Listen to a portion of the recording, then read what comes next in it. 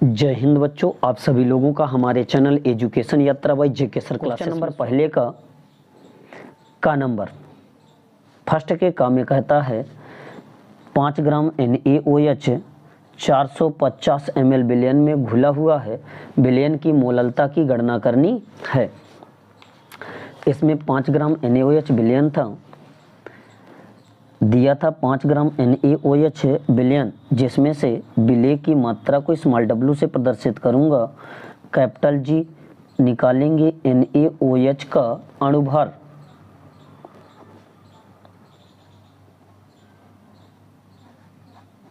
NaOH के अणुभार को small m से प्रदर्शित करते हैं। अणुभार निकालने के लिए सोडियम का अणुभार होता है 23 प्लस ऑक्सीजन का 16 प्लस 1, इसमें 6 और 3 9 1 कितना हो गया 10, 2 1 3 1 4, अर्थात m का मान आ गया कितना बेटा 40। आगे कह रहा था 450 ml विलयन V बराबर दिया था 450 ml विलयन दिया था। ठीक, अब इसमें आयतन पता है, अणुभार पता है और इसमें मात्रा पता है विलेय की। अब निकालते हैं मोललता। तो मोलरता बराबर फार्मूला होता है मात्रा बटे अणुभार गुणे आयतन और मल्टीप्लाई में 1000। ठीक बेटा, मात्रा स्मॉल w बराबर 5 ग्राम दी गई है। स्मॉल m का मान दिया गया है 40 गुणे आयतन दिया गया 450 गुणे कितना हो जाएगा बेटा 100। 5 8 40 हो गया, 1000 था, इसमें इसका मल्टीप्लाई हो गया। 5 से काटो, 20 5 100, 5 9 45, 5 से काट दो 5 को 20 और 4 से काटो 4 5 20 और 4 दूना 8, इसमें 9 दूना कितना हो जाएगा 18, 5 बटे कितना आ गया 18। अब इसमें इसका डिवाइड करेंगे, 18 का भाग देना है 5 में, दशमलव लगाया 0 बढ़ा दिया, 18 दूना 36, 18 तिया 54, तो 18 दूना कितना हो जाएगा 36, यहाँ पर कितना आया 4, यहाँ पर बचा 1, 0 आ गया, 18 5 90, 18 6 100, 18 7 126, 18 144 हो जाता। यहाँ पर आया 4, यहाँ पर कितना बचा 3, 3 में 2 गया 1, दशमलव लगा दिया, फिर से 7 बार जाएगा, लगभग इस पर आएगा 0.77 कुछ आता, तो इसको 0.277 आता ना, तो इसमें 8 लिख सकते हैं। आंसर आ जाएगा mole litre inverse. Mole litre inverse, ये आ गई इसकी मोलरता। ठीक बेटा, मोलरता हमने फाइंड कर दिया। इस पर ऑप्शन नंबर सही होगा 0.275 मोल लीटर इनवर्स। ठीक, अगले क्वेश्चन में पहले का खा में कहता है संकुल K3CO2O4 का होल थ्राइज में कोबाल्ट की ऑक्सीकरण संख्या ज्ञात करनी है। किसकी बेटा ऑक्सीकरण संख्या ज्ञात करनी है? कोबाल्ट की। ठीक, कोबाल्ट की ऑक्सीकरण संख्या फाइंड करने के लिए अब इस पर आते हैं। ये पहले का हमने लगाया था, अब आते हैं पहले के खा में। ठीक, पहले का खा क्या कर रहा है K3CO2O4 का होल थ्राइज में कोबाल्ट की ऑक्सीकरण संख्या ज्ञात करनी है। ठीक, जैसे कोबाल्ट की ऑक्सीकरण संख्या ज्ञात करेंगे तो पोटेशियम की जो ऑक्सीडेशन नंबर होती है वो प्लस की 1 होती है, C2O4 की जो ऑक्सीडेशन नंबर होती है वो माइनस की 2 होती है। इस पर रखते हैं 3 पोटेशियम थे, प्लस का 1 इसकी होती है, जिसकी निकालना उसको यक्स मानते हैं, प्लस 3 C2O4 की माइनस का 2 इक्वल टू कितना हो जाएगा 0। ठीक, तो इसमें प्लस का 3 प्लस एक्स माइनस 3 दोनों कितना हो जाएगा 6, 6 में 3 घटाओ माइनस का 3, तो यक्स इक्वल टू आ जाएगा कितना बेटा 3। ठीक, जो यक्स इक्वल टू हमने 3 निकाला, ये इसकी क्या हो जाएगी ऑक्सीडेशन नंबर, किसकी बेटा CO की। कोबाल्ट की ऑक्सीडेशन नंबर इस पर आती है प्लस की 3। ठीक, कौन सी बेटा प्लस की 3। अब आगे आते हैं, ऐसा संकर्ण तत्व जिसमें परिवर्ती ऑक्सीकरण अवस्थाएं नहीं पाई जाती हैं।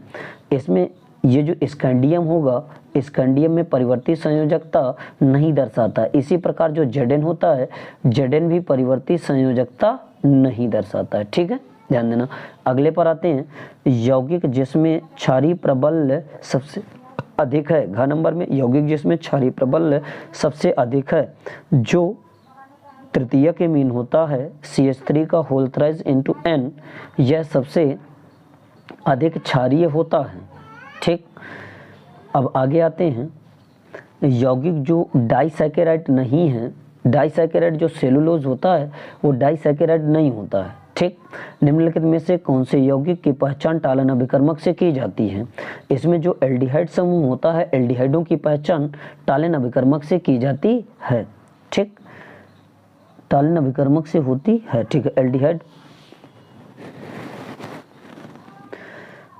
अगला कह रहा था 30 ग्राम एथिलीन ग्लाइकॉल C2H6O2 को 450 ग्राम जल में विलय किया गया। निम्नलिखित में गणना कीजिए विलयन की हिमांक में अवनमन। विलयन का ग्लाइकॉल जो होता है वो विलय होता है। विलय की मात्रा को स्मॉल w से प्रदर्शित करता हूँ, 30 ग्राम दिया गया है। ठीक बेटा, एथिलीन ग्लाइकॉल दिया गया है C2H6O2 का सबसे पहले हम निकालेंगे अणुभार। ये विलय का होता है तो स्मॉल m से प्रदर्शित करते हैं। इसका अणुभार फाइंड करने के लिए कार्बन का अणुभार 12 होता है, प्लस हाइड्रोजन का बेटा 1 होता है, 6 हाइड्रोजन है, प्लस ऑक्सीजन का 16 होता है।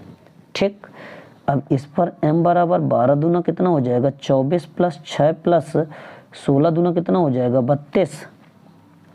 अब इसको टोटल अगर फाइंड करते हैं तो 6 4 10 2 12 के 2 हासिल लगा 1 3 2 5 1 6 62 आ गया m का मान। ठीक, आगे कह रहा था 450 ग्राम जल में विलय किया गया। विलय तुम्हारा दूसरी जल जो होता है तुम्हारा विलायक होता है।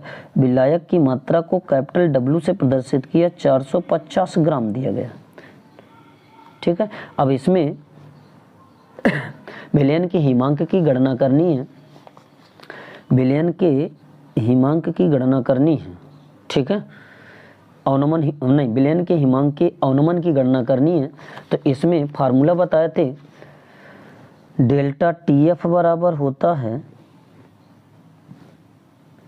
KF गुणे स्मॉल w गुणे 1000 बटे स्मॉल m गुणे कैपिटल W। आगे आते हैं बेटा, इसमें इस क्वेश्चन में यहाँ पर KF जो है, KF का मान नहीं दिया गया है, तो यहाँ पर हमें याद रखना पड़ेगा एथिलीन ग्लाइकॉल के लिए जो KF होता है उसकी वैल्यू होती है 1.86। कितनी होती है बेटा 1.86 kelvin kilogram mole inverse, kelvin kilogram mole inverse. अब इसमें सभी की वैल्यू रखते हैं तो डेल्टा TF बराबर फाइंड करेंगे KF बराबर 1.86 गुणे स्मॉल w का मान दिया गया है 30 ग्राम गुणे 1000 बटे में आएगा स्मॉल m का मान दिया गया बेटा 62 और कैपिटल W का मान 450। ठीक, इनमें इसको कुछ कैंसिल करते हैं, 0 0 कैंसिल कर दिया। ठीक, इसके दशमलव हटाया, 2 0 बढ़ा दिया, दशमलव हट गया, 0 0 क्या हो गया कैंसिल। अब इसमें इसको अगर कैंसिल करते हैं तो ये कितनी बार में जाएगा 3 बार में, 3 से इसको 3 तक का 9 हो गया, तो 9 पन्ना कितना आ गया 45। तो डेल्टा TF बराबर बचा 10 बटा कितना बेटा 5। तो डेल्टा TF बराबर निकला, जो डेल्टा TF बराबर निकला वो निकलता है 2 केल्विन। किसमें आ गया बेटा ये केल्विन में, ये आ गया 2 केल्विन। डेल्टा TF का मान आ गया। ये पहले पार्ट का सॉल्यूशन था। कौन से पार्ट का था ये, पहले पार्ट का। हम दूसरे का ये डिस्कशन कर रहे थे का नंबर, दूसरे का कौन सा सवाल था का नंबर।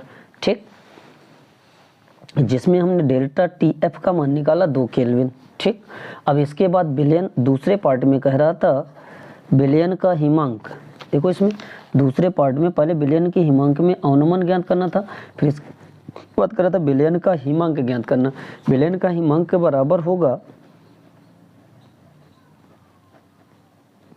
विलयन का हिमांक बराबर इसमें जो विलेय का लेंगे हिमांक, तो विलेय का हिमांक लेने के लिए 273.15 लेंगे, माइनस कितना आ जाएगा 2, तो इसमें इसको घटाएंगे तो 271.15 केल्विन आ जाएगा। ये किसका हिमांक आ गया? विलयन का हिमांक। ठीक, ये आ गया विलयन का हिमांक।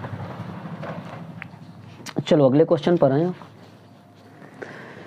कह रहा था निम्नलिखित को परिभाषित कीजिए। नंबर 1, मोल अंश और मोललता की हमें क्या लिखनी है? परिभाषा लिखनी है। सबसे पहले आते हैं मूल अंश में। मोल अंश की डिफिनीशन क्या होती है? मोल अंश को ही मोल प्रभाज कहते हैं। ठीक है बेटा, मोल प्रभाज की परिभाषा में आया हम। क्या कह रहा है मोल प्रभाज की परिभाषा? मोल प्रभाज को मोल अंश भी कहते हैं। ठीक, तो विलयन में विलेय या विलायक के ग्राम अणुओं की संख्या और विलयन में उपस्थित कुल ग्राम अणुओं की संख्या के अनुपात को क्या कहते हैं? मोल प्रभाज कहते हैं। मोल प्रभाज विलेय या विलायक के ग्राम अणुओं की संख्या अब विलयन के कुल ग्राम अणुओं की संख्या के अनुपात के क्या होता है बेटा? ये बराबर होता है। ठीक, तो इसमें आते हैं विलेय के मोल। विलेय के मोल बराबर होता है विलेय के मोल अब बटे विलेय प्लस विलायक के मोल। यदि विलेय के मोल को कैपिटल एन से रिप्रेजेंट करें, विलायक के मोल को विलेय के मोल को स्मॉल एन से, अब विलायक के मोल को कैपिटल एन से, तो विलेय के मोल प्रभाज बराबर फार्मूला हो जाएगा small n upon n plus capital N. जहां विलेय के मोल होते हैं विलेय की मात्रा बटे विलेय का अणुभार, स्मॉल एन बराबर स्मॉल डब्ल्यू अपान स्मॉल एम, तो विलायक के मोल कैपिटल एन बराबर capital W upon capital M मान लिया। ठीक, एक लेटेस्ट कंसीडर होते हैं। ठीक है, तो विलेय के मोल प्रभाज small n upon n plus capital N, small n की जगह ये वैल्यू रखोगे डब्ल्यू अपान स्मॉल एम और कैपिटल एन की जगह capital W upon capital M.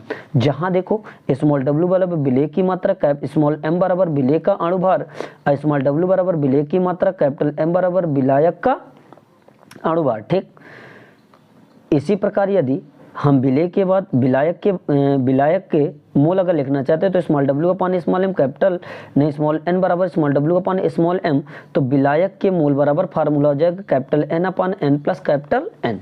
ठीक, तो इसके लिए जो फार्मूला फाइंड करेंगे, इस पर फार्मूला जो प्राप्त होगा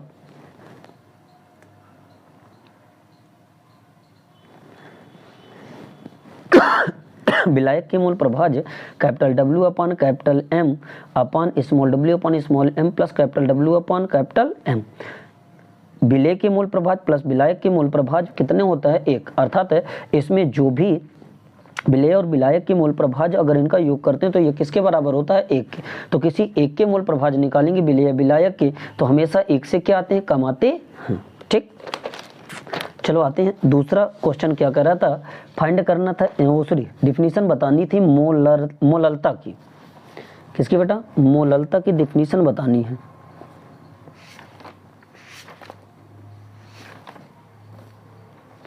मोलरिटी में आते हैं। चलो ठीक है, मोललता किसे कहते हैं? इसमें 1 किलोग्राम विलायक में उपस्थित विलेय के ग्राम अणुओं की संख्या को उस विलयन की मोललता कहते हैं। इसे स्मॉल एम से प्रदर्शित करते हैं। मोललता बराबर विलेय के ग्राम अणुओं की संख्या बटे विलयन का किलोग्राम में भार। ठीक, तो मोललता बराबर ग्राम अणुओं की संख्या बराबर होता है विलेय की मात्रा बटे विलेय का अणुभार, और इसमें विलयन का किलोग्राम में भार दिया गया है। तो इसमें मात्रा को हमने प्रदर्शित किया विलेय की मात्रा को स्मॉल डब्ल्यू से, अब विलेय के अणुभार को स्मॉल एम डैश से गुणे कैपिटल डब्ल्यू मान लिया। इसमें ये ग्राम में है, अगर इसको किलोग्राम में है, अगर इसको ग्राम में लेना चाहते तो 1000 का क्या कर देंगे? मल्टीप्लाई। जहां स्मॉल डब्ल्यू बराबर विलेय की मात्रा, एम डैश बराबर विलेय का अणुभार और कैपिटल डब्ल्यू बराबर विलायक की मात्रा। ठीक, गा क्वेश्चन गा नंबर में कह रहा है दूसरे में लैंथेनाइड आकुंचन क्या है? लैंथेनाइड आकुंचन के प्रभाव की विवेचना कीजिए। ठीक, आते हैं लैंथेनाइड आकुंचन में। ये क्वेश्चन नंबर दूसरे का गा है। ठीक, लैंथेनाइड आकुंचन या संकुचन या आकुंचन क्या है? लैंथेनाइडों के परमाणु क्रमांक बढ़ने के साथ साथ उनके परमाणुओं तथा आयनों के आकार में कमी होती है, इसे लैंथेनाइड संकुचन या आकुंचन कहते हैं। इसका कारण क्या होता है? इसमें लैंथेनाइडों में आने वाला नया इलेक्ट्रॉन बाह्य कोश में ना जाकर के N-2 F उपकोश में प्रवेश करता है, अतः इलेक्ट्रॉन और नाभिक के मध्य आकर्षण बल में वृद्धि होती है, जिससे परमाणु अथवा आयन संकुचित हो जाता है। लैंथेनाइड संकुचन का प्रभाव क्या है? पहला प्रभाव हमने लिखा, लैंथेनाइड संकुचन के कारण इसके रासायनिक गुणों में बहुत कम परिवर्तन होता है, अतः इन्हें शुद्ध अवस्था में प्राप्त करना अत्यधिक कठिन होता है। अब आते हैं अन्य तत्वों के गुणों का प्रभाव। अन्य तत्वों के गुणों के प्रभाव में लैंथेनाइड संकुचन का लैंथेनाइडों से पूर्व आने वाले तथा इसके बाद आने वाले तत्वों के आपेक्षिक गुणों का बहुत महत्वपूर्ण प्रभाव पड़ता है। ठीक, जैसे Ti तथा Zn के गुणों में भिन्नता होती। नेक्स्ट क्वेश्चन में आते हैं। अगला क्वेश्चन दूसरे का घा। ठीक, कह रहा था FeNH3 का होल ट्वाइस Cn का होल 4 के ज्यामितीय समअवयवों की संरचना दर्शाइए। अब इसमें हम संरचना में आते हैं। इसकी संरचना में ज्यामितीय समअवयवों की संरचना आप दर्शा रहे हैं, देखते हैं। इसमें दिया गया था FeNH3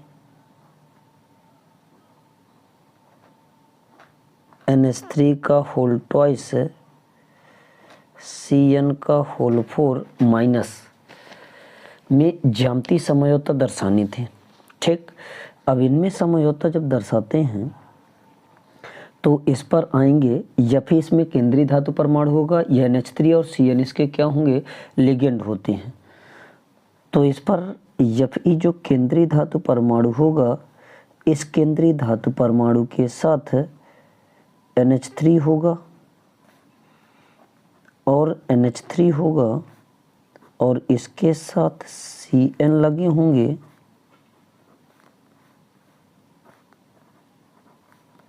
ये इसमें Cn इसके साथ लग गए। ये जो हुआ शेष रूप होता है इसका समपक्ष, समपक्ष रूप, इसको शेष रूप के नाम से जाना जाता है। अगर इसका विपक्ष रूप बनाएंगे तो FeNH3 और इसका जो NH3 होगा इसके अपोजिट होगा 90 अंश पर, और यहाँ पर हम लगा देंगे Cn।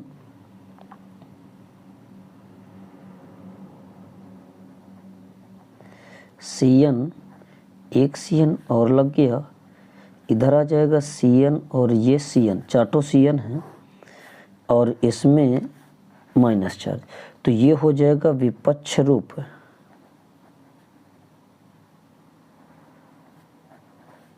ये हो गया शेष रूप और ये हो गया ट्रांस रूप, इसको विपक्ष रूप भी कहते हैं। ठीक है, तो इसमें ये होगा इसके ज्यामितीय समअवयवियों की संरचना।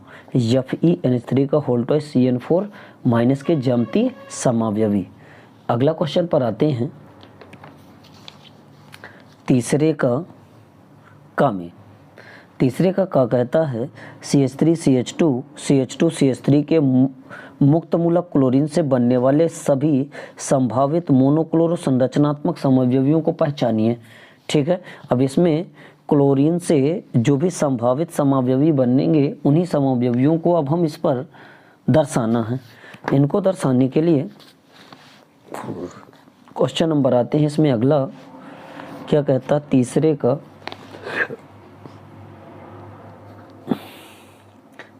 का है इसमें।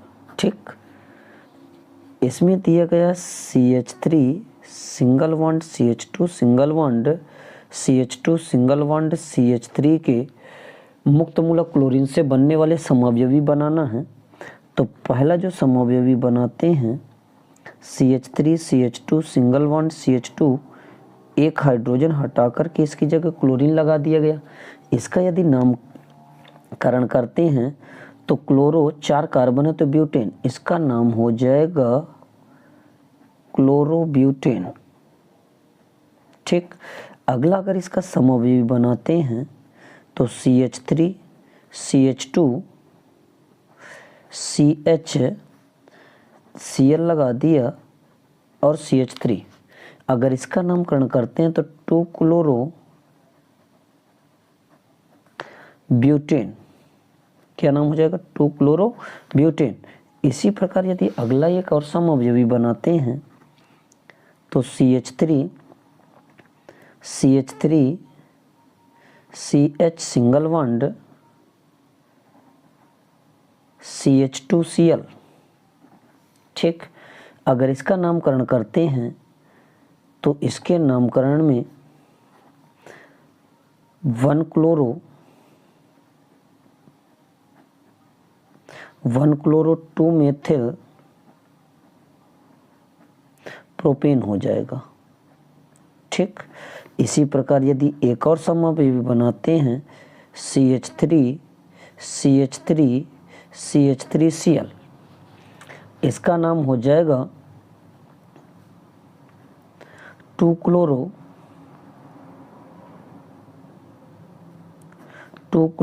2 methyl propane, 2 chloro 2 methyl propane. ठीक, ये इसके संभावित समअवयवी हमने बनाए इसके। ठीक, अगले क्वेश्चन पर आते हैं। अगला क्वेश्चन दूसरे का कहता था, हाँ तीसरे का ख नंबर में, तीसरे का ख नंबर कहता है फिनाल अम्लीय गुण प्रदर्शित करता है लेकिन एथेनॉल लगभग उदासीन होता है, कारण सही समझाइए। ठीक, फिनाल अम्लीय गुण प्रदर्शित करता है, इसको अब हम देखते हैं। इस पर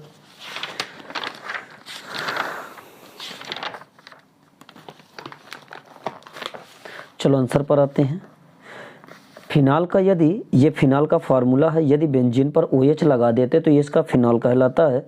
जब इसका जल अपघटन कराते हैं तो ये फिनाक्साइड आयन एक बनाता है और क्या बनाता है, इस पर H+ आयन में टूट जाता है। ठीक, ये फिनाक्साइड आयन और H+ आयन पाए जाने, ये H+ आयन पाए जाने के कारण ये अम्लीय गुण प्रदर्शित करता है। ठीक, कारण इसका क्या, फिनाल को जल में घोलने पर H+ आयन तथा फिनाक्साइड आयन देता है। ठीक है, कौन सा आयन देता है बेटा, फिनाक्साइड आयन देता है, जो अनुनाद के कारण स्थायी होता है। ये क्या होता है, अनुनाद के कारण क्या होता है, स्थायी हो जाता है, इसलिए फिनाल अम्लीय गुण दर्शाता है।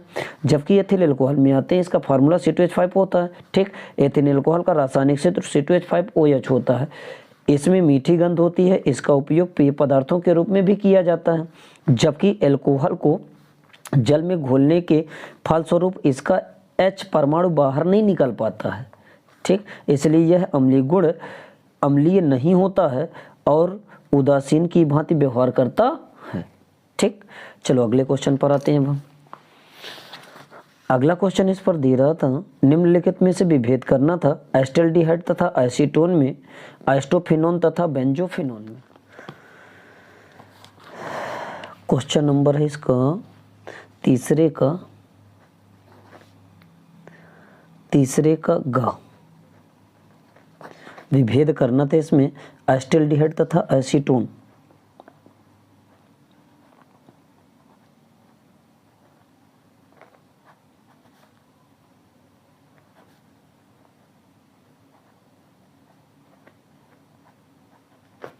एस्टल्डिहाइड तथा एसीटोन में विभेद करना है। इस पर आते हैं परीक्षण पर, आइडोफार्म परीक्षण पर। आइडोफार्म परीक्षण पर ध्यान देने दर, जो एस्टल्डिहाइड होता है या एसीटोन पहले लेते हैं, CH3COCH3 जो होता है, यह I2+ NaOH के साथ यदि इसकी क्रिया कराई जाती है तो यह CHI3 plus NaI plus CH3COONA plus H2O में देता है, अर्थात ये आइडोफार्म बनाता है। ठीक, तो इसमें लिखेंगे कि एसीटोन जो होता है, एसीटोन यह I2 और NaOH के साथ क्रिया करके आइडोफार्म परीक्षण देता है। जबकि एस्टल्डिहाइड जो होता है, CH3CHO की जब रिएक्शन I2+ NaOH के साथ कराते हैं, NaOH के साथ कराते हैं तो यह कोई अभिक्रिया नहीं देता है। कोई अभिक्रिया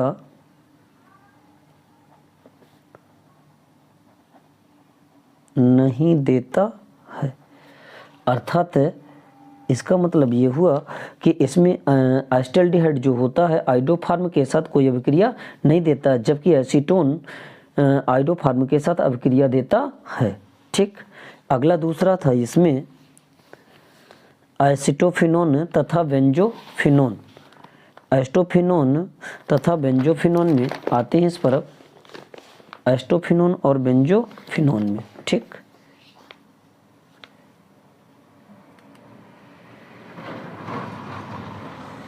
एस्टोफिनोन तथा बेंजोफिनोन में एस्टोफिनोन C6H5CO CH3 में सिंगल बॉन्ड CO समूह पाए जाते हैं, जिस कारण से यह आइडोफार्म परीक्षण देता है, जबकि बेंजोफिनोन C6H5CO C6H5 में सिंगल बॉन्ड CO CH3 समूह नहीं पाया जाता है, अतः यह आइडोफार्म परीक्षण नहीं देता। रिएक्शन अगर लिखेंगे तो C6H5CO CH3 plus I2 plus NaOH reaction CHI3 अर्थात ये आइडोफार्म दिया, plus Na plus C6H5ONa sodium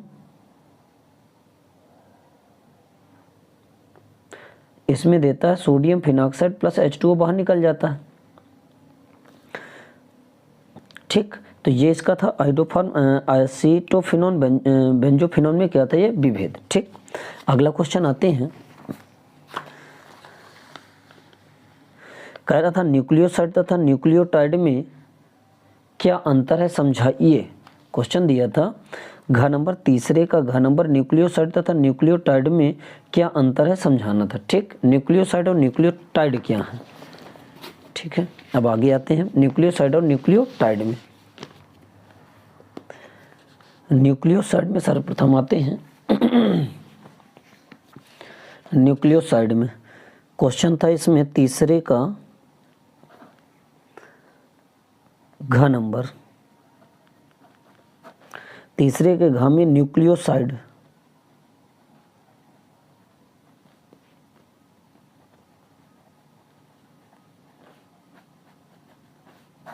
nucleoside क्या है, इनमें न्यूक्लिक अम्ल के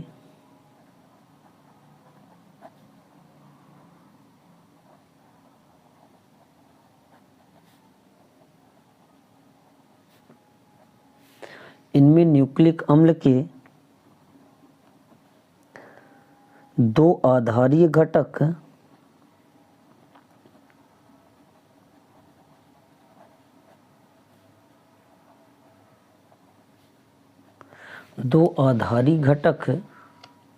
होते हैं,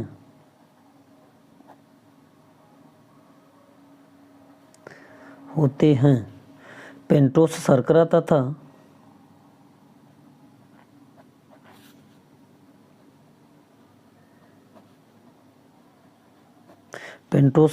तथा एक नाइट्रोजनी क्षारक होते हैं।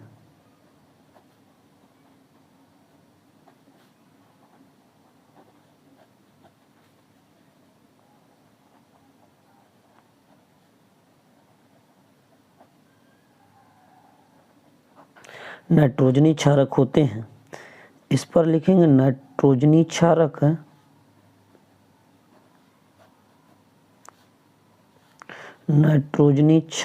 है, प्लस पेंटोस शर्करा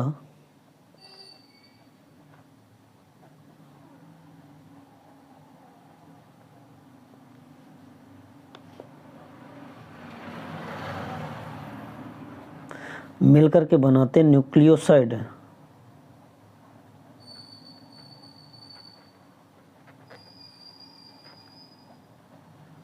न्यूक्लियोसाइड का निर्माण करते हैं। दूसरा आते हैं न्यूक्लियोटाइड में।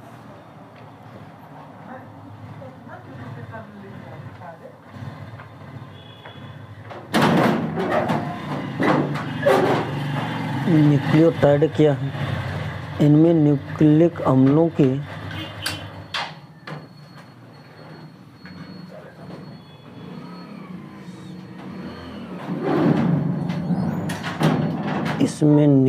अम्लों के तीन घटक अर्थात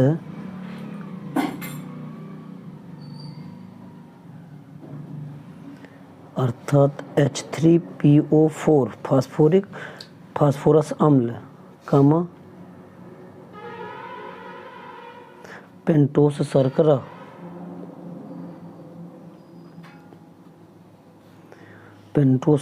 तथा एक नाइट्रोजनी क्षारक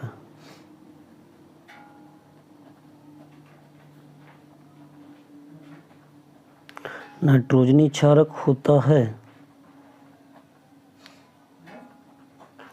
नाइट्रोजनी क्षारक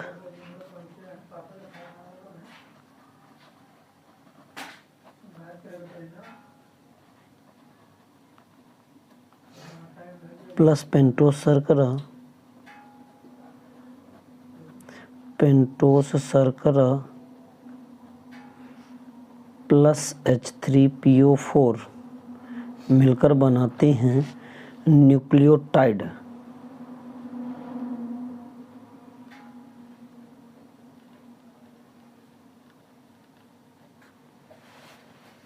क्या बनाते हैं इसमें? न्यूक्लियोटाइड। ठीक, आते हैं क्वेश्चन नंबर 4 के का में। विलयन को परिभाषित कीजिए।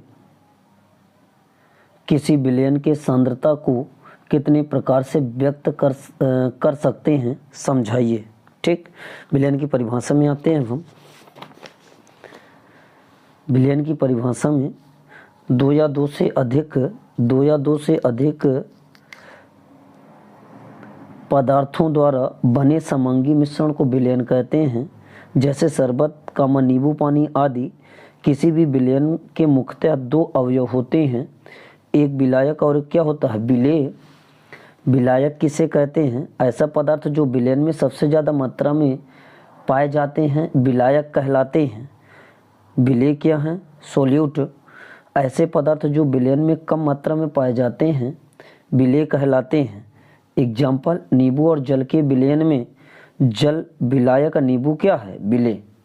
ठीक, अगला आते हैं इसको प्रभावित करने वाले कारक। हाँ, विलयन की सांद्रता को कितने प्रकार से व्यक्त कर सकते हैं? तो पहला नंबर आएगा द्रव्यमान प्रतिशत।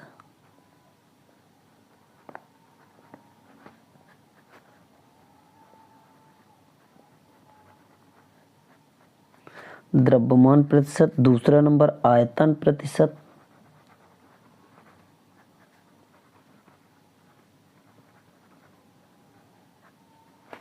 आयतन प्रतिशत। तीसरा नंबर है द्रव्यमान आयतन प्रतिशत।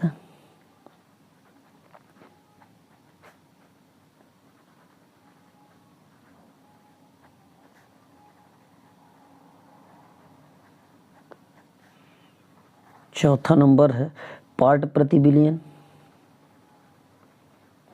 पार्ट्स प्रति विलयन।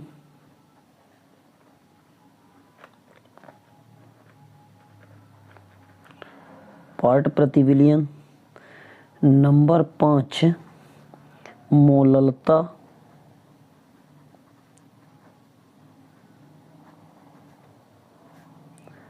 नंबर 6 मोलरता।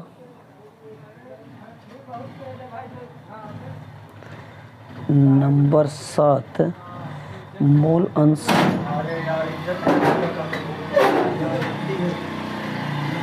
नंबर 8 नॉर्मलता।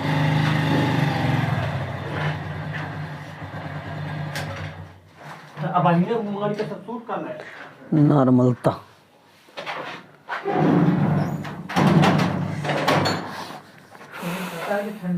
अगले क्वेश्चन में आते हैं। किसी वैद्युत अपघटन के विलयन की चालकता एवं मोलर चालकता को परिभाषित कीजिए। चालकता की परिभाषा देनी है और मोलर चालकता की। ठीक है, हाँ, चालकता एवं मोलर चालकता। चालकता किसे कहते हैं? किसी विलयन के प्रतिरोध के व्युत्क्रम को चालकता या चालकत्व कहते हैं। इसे C या G से प्रदर्शित करते हैं। C या G बराबर 1/r। चालकत्व या चालकता का जो मात्रक होता है ओम इनवर्स महो या सीमेंस होता है। ठीक, मोलर चालकता कहते किसे हैं, ठीक है। मोलर चालकता में किसी विद्युत अपघट्ट के उस विलयन की चालकता जिसमें 1 ग्राम अणु या मोल विद्युत अपघट्ट घुला हो आणविक मोलर चालकता कहलाती है। इसे म्यू से प्रदर्शित करते हैं। किसी विलयन के VmL आयतन में 1 मोल घुला हो तो म्यू बराबर कप्पा इंटू कितना होता है V बराबर होता है 1000/C या 1000/m। तो म्यू बराबर कप्पा इंटू 1000/C या कप्पा गुणे 1000 कितना हो गया m, जहां म्यू को मोलर या आपेक्षिक चालकता, C को विलयन की सांद्रता, m को मोलरता कहते हैं, ठीक। अगले या इसी में मोलर चालकता के कुछ मात्रक हैं। मोलर चालकता के मात्रक ohm inverse centimetre square, mole inverse mho centimetre square, mole inverse और siemens metre square mole inverse, ये किसके मोलर चालकता के क्या हैं मात्रक। अब इसमें सांद्रता के साथ परिवर्तन की विवेचना करनी है। इसमें इसके सांद्रता के साथ विवेचना की गणना करने के लिए सांद्रता के साथ परिवर्तन में विवेचना क्या होता है, वैद्युत अपघट्ट की सांद्रता में परिवर्तन के साथ साथ चालकता एवं मोलर चालकता दोनों में परिवर्तन होता है, ठीक। चालकत्व की सांद्रता घटाने पर घटती है क्योंकि प्रति सेंटीमीटर क्यूब आयतन में आयन की संख्या कम होती